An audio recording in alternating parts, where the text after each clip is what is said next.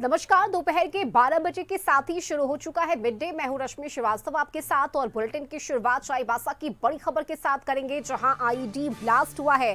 Search operation के दौरान IED blast हुआ, जिसमें सीआरपीएफ जवान घायल हुए हैं, जिन्हें एयरलिफ्ट कर रांची भेजा गया है। तो ये बड़ी खबर आपको बता रहे हैं, जहां सारंडा में नक्सलियों के खिलाफ सर्च अभियान के दौरान आईईडी ब्लास्ट हुआ, जिसमें सीआरपीएफ कोबरा बटालियन 205 का एक जवान अनुज कुमार घायल हुआ है। घायल जवान को रेस्क्यू कर हेलीकॉप्टर से रांची भेजा जा रहा है। बता दें कि इलाके में सुरक्षा बल लगातार सर्च ऑपरेशन चला रहे हैं और इसी दौरान ब्लास्ट हो गया। सारंडा में बड़े बड़े कुख्यात और इनामी हार्डकोर नक्सली दस्ते के साथ छिपे हुए हैं, जिसे लेकर यह कार्रवाई की जा रही है। और देखिए इस बीच ये बड़ी खबर, जहां सारंडा में आईईडी ब्लास्ट हुआ, सर्च ऑपरेशन के दौरान यह आईईडी ब्लास्ट हुआ है और इस हादसे में सीआरपीएफ के जवान घायल हुए हैं। और ज्यादा जानकारी के साथ संवाददाता राजीव जुड़ चुके हैं। राजीव, देखिए सीआरपीएफ के जवान इस आईईडी ब्लास्ट में घायल हुए हैं, क्या जानकारी, चूंकि उन्हें एयरलिफ्ट कर रांची भेजा गया है?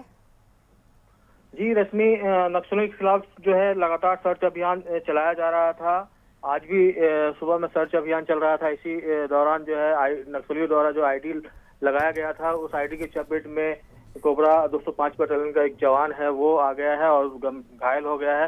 हालांकि मामूली रूप से घायल हुआ है और घायल जवान को हेलीकॉप्टर से रांची भेज दिया गया है। समय तो रांची जवान पहुंच गए होंगे और लगातार जो है नक्सलियों के खिलाफ जो सर्च अभियान सीआरपीएफ, झारखंड जगुआर, कोबरा, कई बटालियन द्वारा लगातार चलाया जा रहा है। जी रश्मि, चलिए बिल्कुल नजर बनाए रखिएगा। बहुत शुक्रिया आपका राजीव इस जानकारी के लिए।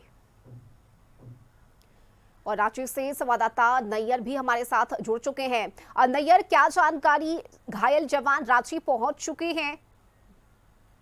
देखिए, सारंडा में के जो जंगल है चाईबासा इलाके में, वहाँ आईडी विस्फोट हुआ है और साथ ही साथ एक आईडी भी बरामद हुआ है, जिसमें हम कह सकते हैं कि पुलिस की सफलता है। हालांकि जो घेराबंदी है वो काफी दिनों से चल रही थी और जो अल्टीमेटम जहां तक हम कह सकते हैं गृह मंत्रालय का कि 31 मार्च तक डेडलाइन दिया गया था, और उसी को लेकर जो है जवान है पूरी तरह से जंगलों का खाक छान रहे हैं। उसी दौरान आईडी विस्फोट हुआ है, जहां जवान घायल हो गया है और जो राज हॉस्पिटल है रांची का, वहाँ तैयारी पूरी की जा रही है, जहाँ जो घायल जवान को हेलीकॉप्टर के द्वारा यहाँ लाया जाएगा और उसका इलाज किया जाएगा। इससे पहले वरीय अधिकारियों ने भी राज अस्पताल का मुआयना किया है और कुछ देर के बाद जो है जो घायल जवान है वो रांची संभवतः पहुंच सकता है। रश्मि, चलिए बिल्कुल, देखिए नैयर, जिस तरह से लगातार नक्सलियों की कमर तोड़ने के लिए कार्रवाई की जा रही है, उसी का ये परिणाम है कि एक बार फिर से अभियान के तहत नक्सलियों के खिलाफ ये पूरा सर्च ऑपरेशन चलाया जा रहा है और अभी भी इलाके में सर्च ऑपरेशन जारी है। नैयर,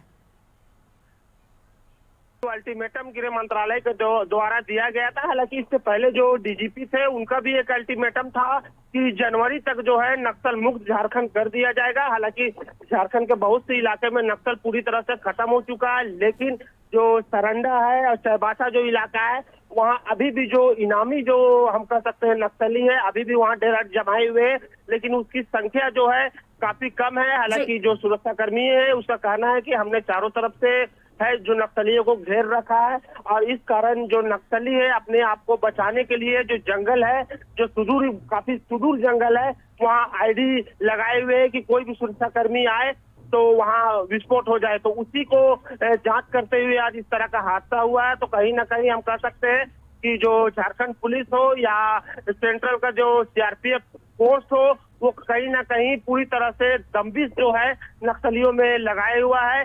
और जो अल्टीमेटम जो झारखंड सरकार और जो झारखंड मुख्यालय के द्वारा दिया गया है, संभवतः जो अल्टीमेटम पर काम हो रहा है और यहाँ का जो अल्टीमेटम है वह मार्च तक पूरी तरह से समाप्त करने का हम कह सकते हैं डेडलाइन दिया गया है। रश्मि, चलिए बिल्कुल नैयर, नजर बनाए रखिएगा। बहुत शुक्रिया आपका इस जानकारी के लिए।